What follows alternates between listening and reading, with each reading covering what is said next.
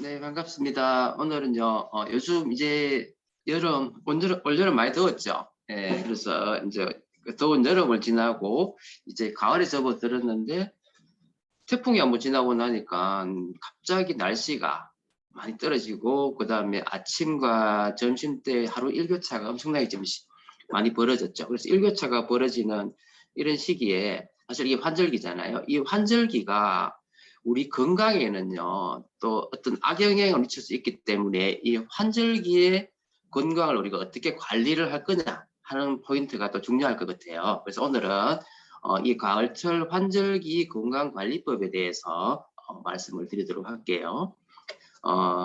이제 가을이 되면은 사실은 여름에 덥고 겨울은 춥잖아요. 사실 덥고 추운 어떤 계절에 비해서 어쩌면 이제 활동하기는 편할 수 있어요.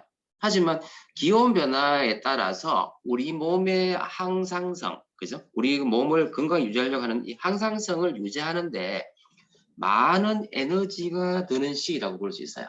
그래서 이제 가을이 되면 우리 신체에도 여러 가지 변화가 오는데 그 왜 이제 가을이 되면은 그 겨울잠 자는 뭡니까 저 곰이라든지 이런 애들 보면 어떻게 해요? 막 많이 먹고 살찌우잖아요. 겨울을 준비하기 위해서.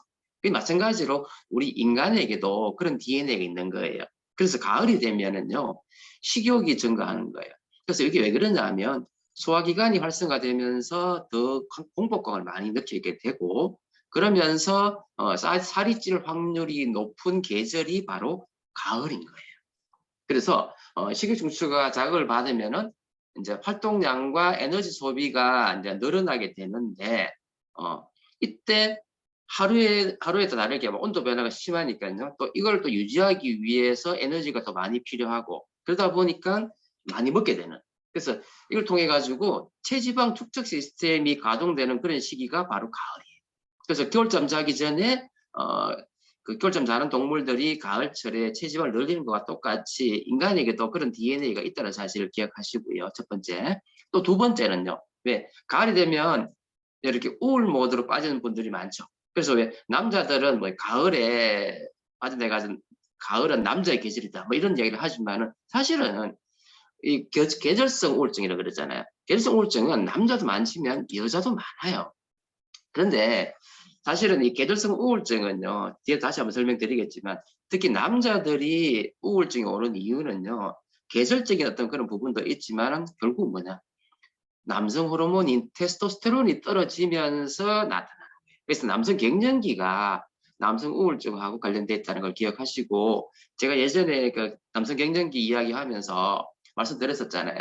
그래서 이런 경우에 어떤 게 좋더라? 항산화제들 있죠.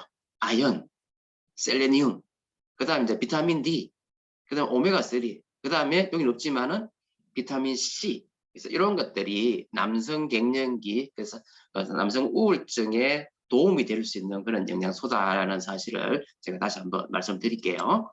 그리고 또 가을이 되면요, 탈모가 많아져요.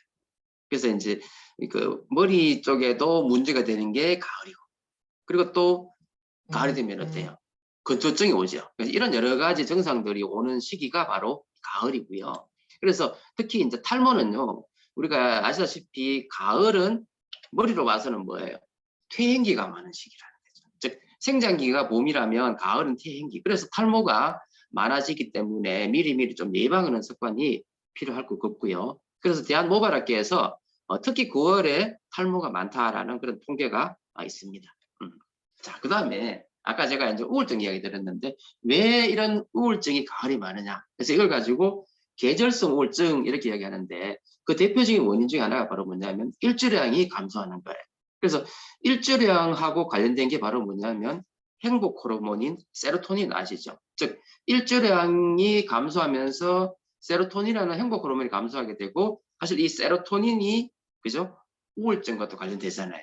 그리고 세로토닌이 또 뭐로 바뀌죠? 멜라토닌이라는 걸 통해서 또 수면 장애를 또 유발할 수 있고 그러니까 이런 세로토닌과 멜라토닌의 어떤 이런 호르몬의 분비가 줄어들면서 우울감이나 아니면은 불면증 이런 거를 유발할 가능성이 많은 시기가 또 가을이다는 거죠. 특히 이제 여자분들이 더 많은 거예요. 그래서 보면요. 일반적인 우울증은 무기력하고 불면증이 오는데 식욕이 보통 떨어지는 경우가 많은 데 비해서 계절성 우울증은요, 비슷한데 식욕이 증가하는 경향이 좀 있다는 보고가 있어요. 그래서 비만 확률이 늘어나는 것이 가을에 있는 계절성 우울증이다 생각하시면 되고, 그래서 어떠냐면 멜라토닌이, 그러니까 세로토닌, 멜라토닌 분비가 잘 안 되다 보니까 낮에는 피곤하고 졸음이 오는데 밤에는 잠을 못 청하는 거죠. 이런 어떤 악순환을 겪게 되는 것이고, 그래서 이 계절성 우울증은 바로 일조량과 반비례한다는 사실을 기억하시고, 남자보다는요 여자가 많아요. 여자가 많다는 거. 그런데 사실은 남성 우울증은 아까 이제 남성 호르몬과 관련됐다고 말씀드렸지만, 결국은 남성 호르몬은 결국은 뭐냐면 비타민 D와도 관련되잖아요. 비타민 D는 뭐예요? 햇빛에서 나오는 그죠? 비타민이잖아요. 결국은 남성 우울증도 결국은 뭐 일조량과 어느 정도는 관련이 돼 있다는 어떤 그런 설도 있기는 합니다. 그래서 결국은 아까 말씀드렸듯이요, 비타민 D, 즉 일조량과 관련된 그런 어떤 우울증, 그래서 그걸 생각해 보셨으면 좋겠습니다. 자, 그래서 이런 계절성 우울증을 예방하려면요, 오전 햇빛을 좀 많이 쬐게 되고, 그 다음에 적절한 영양 섭취를 하는 게 중요하고, 그 다음에 운동, 그러면서 또 긍정적인 생각을 하게 되면 이런 계절성 우울증을 우리가 어느 정도 예방할 수가 있겠지요. 네. 자, 그 다음에 이제 가을이 되면 사실 피부 건조증에 관련된 어떤 여러 가지 문제를 많이 일으키는 거예요. 그래서 가을철에 심해지는 피부 질환의 증상들을 보면, 왜 가을이 되면 이제 갑자기 습도가 떨어지고 찬바람이 부니까 피부가 건조하면서 가려워지는 거예요. 그리고 피부 질환자들의 증상이 악화되기 시작하는데, 어떤 질환들 있죠? 뭐 건선이라든지 단순 피부 건조증이라든지, 그 다음에 습진이라는 게 있는데, 건선이라는 건 아시다시피 자가 면역 질환이잖아요, 그죠? 붉은 발진이 있으면서 두꺼운 갈질이 있고, 또 그러면서 피부가 막 갈라지면서 심한 통증과 거려움을 동반하는 그런 증상을 가지고 건선이라 그러고요. 피부 건조는 건선과 다르게 발진은 별로 없어요. 즉 염증은 많이 없다는 거죠. 그러면서 하얀 각질이 나오는 그런 피부 건조증을 이야기할 수 있고, 습한 곳에서 나타나는 습진은 피부 각질은 건선보다는 얇게 나타나고, 하지만 진물을 동반하는 그런 경향이 있다는 거죠. 그래서 이렇게 우리가 구분할 수가 있겠습니다. 자, 그러면 이런 환절기에 그럼 어떻게 피부를 관리할 거냐? 첫 번째가 바로 뭐냐면요, 절대적으로 샤워를 너무 자주 하면 안 돼. 샤워를 자주 하면은 피부의 보호막이 다 손상이 되면서 피부 건조증을 더 심하게 만드는 경향이 있겠죠. 두 번째는요, 비타민 C와 같은 이런 수용성 비타민을 많이 먹게 되면 이 비타민 C가, 그죠? 비타민 C가 또 도움이 많이 되는 거고, 그 다음에 너무 심하게 가려우면은요, 냉찜질을 하고 보습해주면 이런 가려움증이 줄어들 수 있어요. 냉찜질입니다. 그 다음에 수분을 충분히 보충해주면 또 도움이 많이 되겠죠. 자, 그 다음에 이런 건조증 중에서 특히 안구 건조증이 이제 또 가을에 또 심해질 수 있는데, 사실 안구 건조증은 우리가 눈을 자주 깜빡이지 않고, 그죠? 그래서 어떻게 예방할 수 있냐면은 눈을 자주 깜빡거리고, 또 외출할 때는 안경이나 선글라스 등을 착용하고, 또 취침할 때는 스마트폰 같은 거를 사용하지 않으면 안구 건조증에 도움이 되는 거죠. 그리고 그 외에 또 눈에 도움이 되는 영양소들, 비타민 A와 같은 거, 베타카로틴, 그 다음에 항산화제 안토시아닌, 그 다음 DHA, 그 다음에 루테인, 그 다음에 여러 가지 항산화 영양소들이 이 눈 건강에 도움된다는 거 뭐 잘 알고 계실 거라고 생각합니다. 그래서 특히 가을철에는 이 안구 건조가 많이 나타나게 되고, 또 눈물길이 막히다 보면은 갑자기 눈물이 막 쏟아지는 그런 어떤 영향도 있죠. 그래서 안구 건조 증상은 뭐냐면 눈이 침침해지고 충혈되기도 하고 모래알이 막 굴러가는 그런 느낌이 들면서 이 치료 제대로 안 하면은요, 머리가 아플 수도 있고 각막염이나 결막염 같은 이런 안구 질환으로 갈 수도 있다는 거죠. 그래서 유지하기 위해서 아까 말씀드렸듯이 눈을 자주 깜빡이거나 TV나 스마트폰 같은 거 이런 거를 적게 보고, 특히 자기 전에 이런 걸 안 보는 게 좋겠고, 그 다음에 안경이나 선글라스 같은 거 그런 걸 잘 착용을 하고, 또 가습기를 잘 틀어주게 되면 안구 건조에 도움이 되겠죠. 그래서 잠자기 전에 아까 전자기기를 멀리하는 게 중요하겠습니다. 자, 그리고 이제 가을이 되면 아까도 말씀드렸듯이 일교차가 이제 늘어나게 되는데, 이 일교차가 결국 뭐냐면 면역력을 떨어뜨리는 원인이 돼요. 왜 그러냐면요, 이게 일교차 때문에 몸의 항상성을 유지하기 위해서 몸의 체온을 유지하기 위해서 많은 에너지를 쓸 수밖에 없는 거예요. 그래서 이런 큰 일교차가 피부나 근육이나 교감신경에 여러 가지 에너지를 많이 사용하게 되고 그러면서 면역세포로 제공되는 에너지 양이 감소하다 보니까 면역세포 기능이 떨어지게 되는 거예요. 그리고 정신적으로 우울감이나 어떤 스트레스를 많이 받으면 면역력도 떨어지게 되고 결국 이때 뭐가 부신에서 콜티졸 같은 이런 그 항스트레스 호르몬 분비가 많이 되고 그다음 이 밸런스가 깨지다 보면 면역력은 또 떨어질 수밖에 없는 그런 과정을 겪게 되는 거죠. 그래서 아까 했지만 면역에 20% 이상이 저하게 되게 되면은 면역계를 먼저 체온을 올려가지고 그죠? 그렇게 하게 되기 때문에 에너지를 많이 쓸 수밖에 없다는 거죠. 그래서 이 체온이 저하게 되면 면역이 떨어지게 되고 면역과 직결되는 가장 중요한 게 바로 뭐냐면 바이러스, 즉 감기와 같은 이런 바이러스 감염, 그 다음에 알러지성 비염이라든지 그 다음에 대상포진이라든지 구내염이라든지 방광염 같은 이런 염증성 질환들이 많이 나타나게 되는 계절도 역시 가을이라는 거죠. 그래서 면역력 저하로 나타나는 여러 가지 질환들에 대해서 몇 가지 말씀드리면 첫 번째 이제 감기하고 독감이 있는데 이거는 원인이 뭐죠? 바이러스잖아요. 근데 감기를 유발하는 여러 가지 200여 종의 바이러스, 그러니까 다양한 바이러스 때문에 나타나는 걸 가지고 감기라고 이야기하고 감기는 결국은 예방 백신 개발이 불가능하죠. 너무 많으니까. 그래서 근데 이제 독감은 특이적으로 인플루엔자라는 바이러스에 의해서 나타나기 때문에 어느 정도 백신을 만들 수는 있어요. 그래서 어느 정도 이제 예방을 할 수는 있지만 모든 걸 다 할 수는 없고요. 그래서 결론적으로 평생 한 200여 차례 정도 우리는 감기를 걸린대요. 그래서 사람들은 평생 한 4에서 5년 정도를 감기를 앓는다고 생각하시고 그 정도로 감기는 아주 유행인데 특히 가을철 이런 일교차가 클 때 면역력이 떨어질 때 많이 생긴다는 겁니다. 그 다음에 알러지성 비염이 또 역시 가을에 많이 생겨요. 그래서 원인은 뭐 진먼지 진드기라든지 뭐 동물털이나 꽃가루 같은 데 노출되면서 이게 악화 인자가 되잖아요. 그래서 몸이 알러지성 어떤 체질에 됐을 때 이런 악화 인자에 의해 나타나는 걸 가지고 알러지성 비염이라고 하는데 증상은 뭐죠? 아주 그죠? 코 막힘. 근데 맑은 콧물이에요. 그다음에 재채기. 그다음에 코만 그런 게 아니라 눈 주위라든지 귀 주위라든지 이게 가려울 수 있어요. 그래서 알러지 증상이기 때문에 그렇습니다.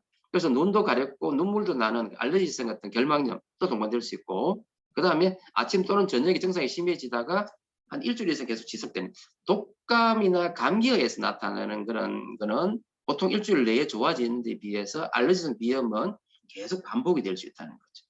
그래서 이런 경우에 또 감기가 나타나게 되면 알러지성 비염 증상이 더 악화될 수 있어요. 그 다음에 뭐 여러 가지 대도시 주변에 어떤 공장 매연이라든지 이거에 의해 가지고 또 비염은 더 심해질 수도 있겠죠. 그래서 이해하시면 되겠고. 그 다음에 이제 대상포진이라는 걸 아시다시피 어릴 때 수두 바이러스를 앓은 사람이 그 수두 바이러스가 우리 신경절, 척추 쪽의 신경절에 거기에 이게 잠복해 있다가 면역이 괜찮을 때는 아무 문제 없었는데 면역이 떨어지면 야가 다시 재발하는 거예요. 그래서 척추신경을 따라 가지고 피부 질환을 유발하고 통증을 유발하는 그런 걸 가지고 대상포진이다 이야기를 하고 주로 이제 면역력이 떨어진 시기에 특히 면역력이 약한 고령자라든지 만성질환자들이 생기는 거고 그래서 대상포진은 약이 있습니다. 그래서 항바이러스제라든지 그 항바이러스를 먹거나 바르면 되기 때문에 병원에 가면 쉽게 치료가 되기 때문에 빨리 가는 게 좋고요. 이게 치료가 늦어지게 되면 그 부위에 대상포진 후 신경통을 해가지고요.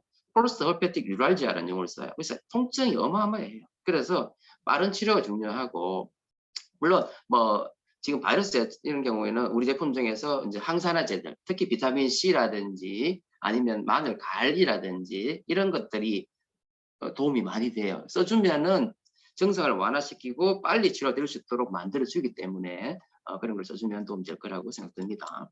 그리고 구내염이라 그래가지고 면역이 떨어지면 입안이 헐면서 염증이 생기는 그런 구내염이 많이 생길 수가 있고요. 그 다음에 방광염. 방광염은 소변의 이제 감염이잖아요. 그래서 이거는 주로 여자들이 많이 생겨요. 남자들은 별로 없고요. 대부분 여자들이 생기고 방광이 생기는 감기다 생각할 수 있고 그 다음에 원인은 주로 바이러스보다는 박테리아가 많아요.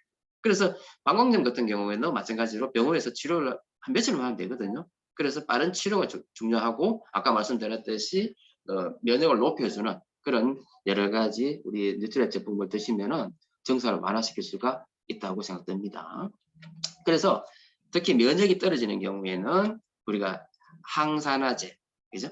그래서 이런 것들이죠. 그래서 면역하고 관련되면 예전에는 주로 항산화, 비타민, 미네랄 많이 했지만 요즘은 유산균 이야기 많이 하죠. 그래서 유산균, 그 다음에 비타민 B, 그 다음에 이제 비타민 C와 D 같은 이런 것들, 그 다음 미네랄로 아연, 셀레늄, 그 다음 여러 가지 항산화제들이 면역을 높여주는데 도움이 된다는 거 기억하셨으면 좋겠습니다. 자, 그 다음에 이제 마지막으로 생체 시계에 대한 이야기를 좀 할 거예요. 그래서 우리 인간은 24시간이라는 하루의 어떤 생체 사이클에 의해 가지고 결정이 되는데 이 생체 시계의 가장 중요한 포인트가 바로 뭐냐면 햇빛이에요. 햇빛. 그래서 햇빛을 통해서 우리 몸과 바깥이 서로 교통을 하는 거예요. 마치 곰과 개구리가 겨울잠 자는 거하고 마찬가지고 또 여성은 또 생리주기 있죠. 호르몬. 그래서 결국은 뭐냐면 이런 호르몬의 어떤 변화가 햇빛하고 서로 연결되어 있다는 사실을 연구에서 밝혀졌게 되었고 이 생체시계 연구를 했는 사람이 노벨상을 받았다는 거. 그것도 알고 계시면 좋겠어요. 그래서 시간 관리 기능이 있는 우리 몸인데 하루를 주기로 해가지고 결국은 뭐냐면 우리가 음식을 섭취하고 그 다음에 수면 리듬을 유지해 주는 것이 몸의 항상성을 유지하는 데 중요하다는 거예요. 그래서 생체시계 이야기 좀 해보면요.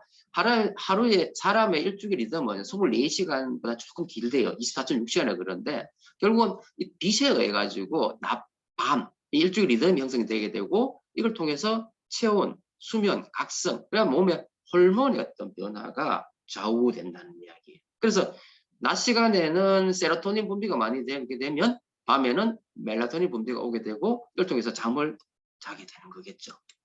그 다음에 빛은 결국은 시각세포에 작용을 하고 이게 뇌에 있는 시상하부에서 어떤 문제를 모양을 하게 되면서 일주일 리듬이 조절된다는 게 연구되었고 이게 결국은 우리 유전자 DNA에 픽스되는 거예요.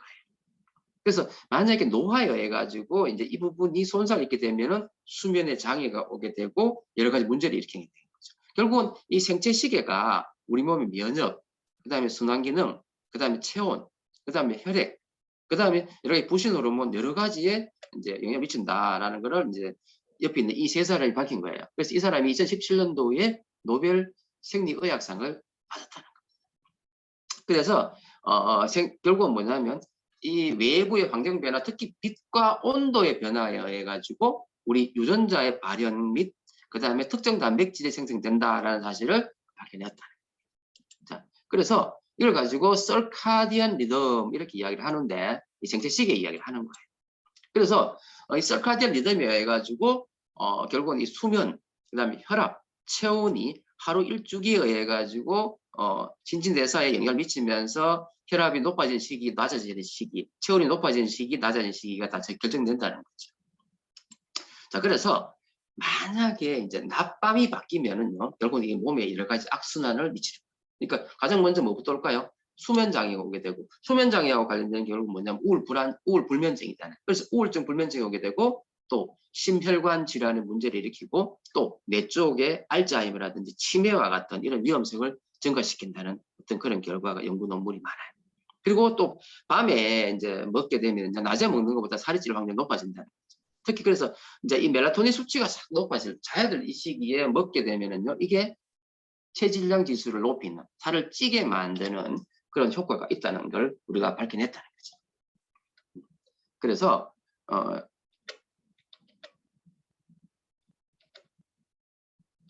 같은 말이고요. 자, 그래서 우리 사람의 유전자는 낮에는 빛을 받고 밤에는 빛이 사라지는 것을 기억하고 있다는 거죠. 그래서 여기에 맞게끔 우리가 행동을 해야 되는데 요즘 어때요?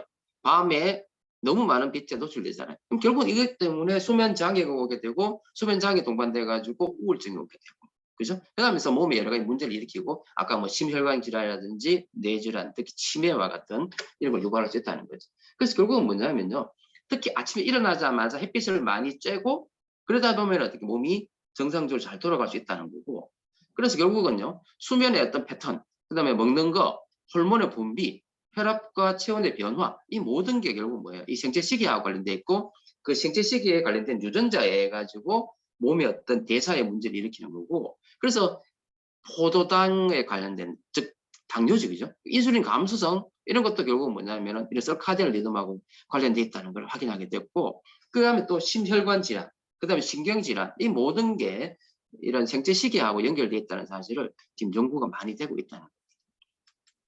자, 그래서 일주기 장애에 의해 가지고 수면 장애, 신경 장애, 그 다음에 여기 안 적어놨습니다만은 심혈관 장애, 그래서 다 연결돼 있다는 거 우리가 기억했으면 좋겠습니다. 그래서 생체 시계의 어떤 기능을 유지하기 위해서 우리가 실천해야 되는 게 뭐냐? 첫 번째가 뭐냐? 하루에 일어나는 시간을 규칙적으로 해야 돼요. 그래서 우리 생체 시계는 아까 24.6시간이라고 했잖아요. 약간 길잖아요. 그래서 잠자고 일어나는 시간에 의해서 이게 조절되기 때문에 같은 시간에 일어나는 게 너무너무 중요하다. 두 번째는요, 적정량의 햇빛을 쬐는 것이 중요하다. 왜냐하면요, 햇빛을 쬐고 15시간이 되면 멜라토닌 분비가 많아진대요. 그래서 그런 식으로 햇빛 쬐고 15시간 후에는 자게 되는 그런 식으로 가기 때문에 아침에 햇빛을 쬐어라. 그 다음에 햇빛 쬐면 또 비타민 D가 분비가 많이 되잖아요. 그 다음에 낮잠은요, 가능하면은 피하고. 근데 요즘 이제 이야기하면은 낮 시간에 자고 싶어도 10분에서 한 20분 정도 잠자는 게 제일 좋아요. 너무 길게 자면 그건 낮잠 아닙니다. 그래서 낮잠 피하고 바쁘게 움직이는 것이 밤에 잠을 잘 자게 해주는 거고, 또 규칙적으로 운동을 해주면요, 이 운동 자체가 스트레스와 불안증을 줄이는 어떤 그런 효과가 있다는 거, 그래서 이 밝혀졌잖아요. 그래서 규칙적으로 운동하는 게 중요할 거고, 그 다음에 음주라든지 흡연, 카페인은 수면을 방해되고 이런 서카디안 리듬에 부정적인 영향을 미치기 때문에 피하는 게 좋겠고, 또 잠들기 전 1시간, 2시간 전에 이 멜라토닌 분비가 많잖아요. 그래서 이걸 활성화하기 위해서는 실내 환경을 아주 어둡게 해주면은, 그 다음 조용하게 해주면은 잠을 깊은 잠을 잘 수 있도록 유도해 줄 수 있다는 거죠. 그래서 이런 식으로 이 서카디언 리듬을 잘 유지해 주는 것이 우리 건강에 도움이 된다는 사실을 알겠다는 거죠. 네, 그래서 정리해 본다면 이 환절기에는 여러 가지 문제가 많고, 특히 면역력이 떨어질 수 있는 시기이기 때문에 거기에 많도록 우리가 어느 정도 우리 몸 관리를 하고, 또 적절한 영양소, 그 다음에 운동, 그 다음 더 중요한 건 뭐예요? 규칙적인, 그죠? 수면 시간, 일어나는 시간과 자는 시간을 유지해주고, 그 다음에 그렇게 해주면서 우리 건강을 유지해주는 우리들이 됐으면 좋겠습니다. 네, 오늘 강의는 여기서 마치도록 하겠습니다. 네, 감사합니다.